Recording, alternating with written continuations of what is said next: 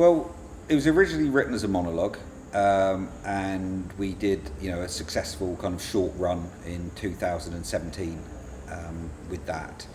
And then when we looked at taking it on tour, we just went, there's something missing. There's something missing in this story, because as I said, we want to make it universal. But we also want it to be done very realistic to an authentic patient experience. And so much of mental health is internal. And so, the trouble is basically Robbie having to tell every emotion. It kind of keeps that distance, and it's not quite true to how it is. So we thought if we had BSL in it, it's another language, which is a really fascinating and beautiful form of communication. Yeah. But it also plays on that level of there's bits that are going on that people won't get what they're doing. So they'll get the emotion from it, but they'll not be able to quite grasp what she's saying.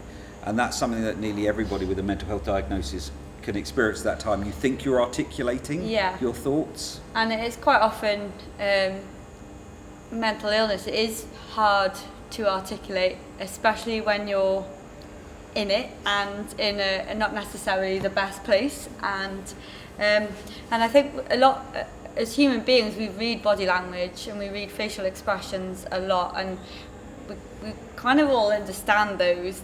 They're a universal thing, and by saying something, sometimes you can feel like you're being told what to feel, whereas actually by visualizing it and seeing it,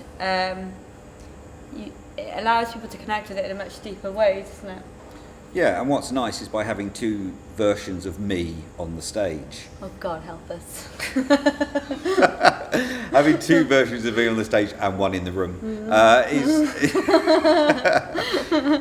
is that you actually, the whole thing about looking back in hindsight is you're pretty much an unreliable witness. You've run this story, you've run these emotions, you've processed them. And also there's a thing that when you're telling a story, you sometimes change the details, for the audience that you're dealing with. And by having the second performer is that they take it in turns to kind of be the lead. Which one's telling the truth and which ones are sort of saying the parts of the story that they want the audience to hear or see. Yeah. There's a sense of bravado that you can say is that this moment happened and I was completely in control of this moment and it happened exactly how I intended it to happen. And it gives us the space to show through the other character, well, actually, is that how it happened? Is that really how you felt? Yeah, and I think as well, with it being, we've all told stories where we've decided to, we tell them, and the closer to the time the story is told, the closer to the actual exact experience, that, you say those experiences pretty much exactly how they happened as they unravelled.